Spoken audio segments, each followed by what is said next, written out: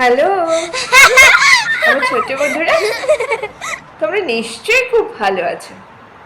ভালো তো থাকবেই। এত আনন্দ মজা করলে যে তোমরা। কোথায় আনন্দ করলাম? ও মা, এতটা উৎসব গেল, যে এতটা পুজো গেল, দুর্গা পুজো গেল, লক্ষ্মী পূজা গেল, কালী পুজো গেল, তারপরে তো ভাই ফোঁটা পুজো, এত এত উৎসব, এত এত আনন্দ করলে, এগুলো এখন স্টপ করে দাও। কারণ সামনেই যে পরীক্ষা, পরীক্ষা তো শুরুই বলতে গেলে, তাই নয় কি? এবার যে খুব মন দিয়ে পড়াশোনা করতে হবে, খুব ভালো করে পড়াশোনা করবে, তবে তো পরীক্ষার ভালো রেজাল্ট হবে, তাই না? তাহলে কথা দাও পড়াশোনা মন দিয়ে করবে।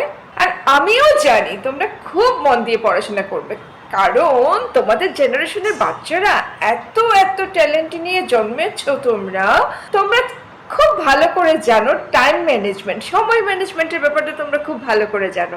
তোমরা জানো এখন তোমাদের পরীক্ষা সামনে, তোমাদেরকে পড়তে হবে খুব ভালো তোমরা। তাহলে চলো তাড়াতাড়ি গল্পটা শুনে নেওয়া যাক, কারণ তোমাদের তো পড়তে যেতে হবে। আজকের গল্প ব্যাঙের সমুদ্র দেখা। নমস্কার, আমি আলপনা। বরাক বিনোদনের কচিকাচাদের সাথে গল্পের অনুষ্ঠানে সবাইকে স্বাগত জানিয়ে শুরু করছি আজকের গল্প।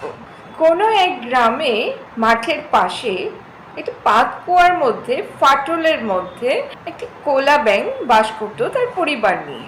এবং সেখানে গাঁয়ের মেয়েরা আসতো জল নিতে এবং নানান ধরনের গল্প করত। আর সেগুলো ব্যাঙ তার ছানাদেরকে, মানে বাচ্চাদেরকে বুঝিয়ে বলতো। আর তার বাচ্চারা ভাবতো, ইস বাবা কত জানে। একদিন সে গায়ের মেয়েরা জল নিতে এসে সমুদ্রের কথা বলতে লাগলো। ঠিক তখনই একটা ছানা বাবাকে জিজ্ঞেস করে বসলো, বাবা সমুদ্র কি? ব্যাঙ অনেক ভেবেচিন্তে বলল, সমুদ্র এক ভয়ানক জন্তুর নাম। ঠিক তখনই আরেকটি ছানা বলে উঠলো, কিন্তু ওরা যে বলল সমুদ্র প্রকাণ্ড বড় ভয়ানক হয় এবং তাতে অনেক বেশি জল থাকে, আর লোকেরা নাকি সেই জলটা সাঁতরে পার হতে পারে না। কোলা ব্যাঙ ভীষণ মুশকিলে পড়ল। সে মানুষ, কুকুর, জন্তু, জানোয়ার, বেড়াল, তারপর ঘটি বাটি, নানা রকম গাছপালা, বাড়ি ঘর, অনেক কিছুর গল্প সে জানে, দেখেছে এবং ছোটবেলা আরো অনেক জিনিসের গল্প শুনেছে, কিন্তু সমুদ্রের কথা তো কখনো শুনেনি। সে ভীষণ চিন্তায় পড়ল। পরের দিন ঘুম থেকে উঠে সে ঠিক করলো, না, এবার সমুদ্রের ব্যাপারে জানতে হবে, মানে জ্ঞান অর্জন করতে হবে। এই ভেবে সে তার লাঠি, ছাতা, পোটলা সব নিয়ে বেরিয়ে যাবে। ঠিক তখনই ওর পরিবারের ছেলেরা, বাচ্চারা, বউয়েরা এসে বললো, না না যাওয়ার জন্য অনেক কিছু করলো, কিন্তু কোলা ব্যাঙ তো নাছোড়বান্দা, বলল, আমি সমুদ্রের সম্বন্ধে জ্ঞান অর্জন করতে যাচ্ছি, বাধা দিও না। এই বলে ফাটলকুয়া থেকে কোলা ব্যাঙ বেরিয়ে মাঠের দিকে রওনা দিল। কিন্তু মাঠে এসে দেখলো যে এই কুকুর, বেড়াল, মানুষ যারাই আছে, ওরা কেউ ওর মতো লাফিয়ে লাফিয়ে চলে না। তাই সে ভাবলো যে আমি যদি এভাবে লাফিয়ে লাফিয়ে চলি তাহলে ওরা আমাকে বোকা ভাববে, তাই আমি লাফিয়ে চলবো না, আমি হেঁটে হেঁটে চলবো। এই বলে সে হেঁটে হেঁটে চলতে লাগলো। কিন্তু এভাবে চলে তো ওর অভ্যেস নেই। কিছুক্ষণ যাওয়ার পরেই ওর ভারী পরিশ্রম লাগলো, কিন্তু যেতে তো হবে।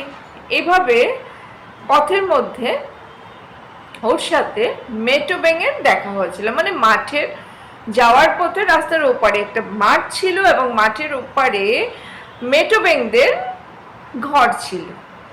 তো সেখানে ওরা সমুদ্রের অনেক গল্প শুনেছে। তার মধ্যে একজন মেটো ব্যাঙ সমুদ্র দেখবে বলে বেরিয়ে গেছিল এবং পথে কোলা ব্যাঙ আর মেটো ব্যাঙের দুজনে দেখা হয়েছিল।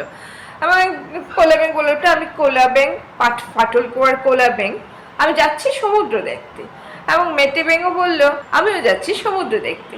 এইভাবে দুজনে মিলে খুব খুশি হলো, দুজনে খুব আনন্দ হলো যে সমুদ্র রাস্তা যাওয়াটা এটলিস্ট দুজন মিলে যাব, অনেক আনন্দ ফুর্তি করে চলে যেতে পারবো। কিন্তু সমুদ্রে যাওয়ার পথটা তো ওদের জানা নেই। চলছে চলছে, তারপরে ওরা মাঠের মধ্যে দেখলো একটা মস্ত বড় ঢিপি। মানে ব্যাঙের কাছে ঢিপিতে অনেক বড়ই হবে। তার মধ্যে একজন মেটো ব্যাঙ বলে উঠলো যে চল ওই ঢিপির উপরে গিয়ে দেখি কিছু দেখা যায় কি না। অনেক কষ্টে সেই উঁচু ঢিপিটার মধ্যে ওরা দুজন উঠলো। ওঠার পরে ওরা একটি গ্রাম দেখতে পেল। যেই না গ্রাম দেখেছে তারপরে যে দুজনের একটা রাগ হয়েছে না, ধুর ছাই, ওগুলো তো কত দেখেছি আমি। আমি যেখানে থাকি সেখানেই তো একটা গ্রাম আছে। মেটো ব্যাঙ বললো, হ্যাঁ আমি তো ছোটবেলা থেকে এগুলো দেখে আসছি, শুধু শুধু হেঁটে মরলাম আমরা। তারপর রাগে ফুসতে ফুসতে দুজনের বাড়ির দিকে চলে গেল। এবং কোলা ব্যাঙ তার ছেলেদেরকে গিয়ে বললো, ওসব সমুদ্র টমুদ্র কিছু নেই, ওগুলো সব মিথ্যে কথা। আর এই মিথ্যে কথা দিয়েই আমাদের এই সমুদ্রে যাওয়ার গল্পটা এখানে শেষ হলো। তোমরা গল্পটা শুনলে, মজাও করলে, ভালোও লাগলো। সব ভালো লাগা মজা করে এখানেই রেখে যাও পড়ার টেবিলে, পড়তে বসো। একদম কনসেন্ট্রেশন এনে খুব ভালো করে পড়াশোনা করো এবং প্রত্যেকের রেজাল্ট যেন ভালো হওয়া চাই। কি হবে তো? নিশ্চয়ই হবে। তাহলে আজকের জন্য আমরা টাটা।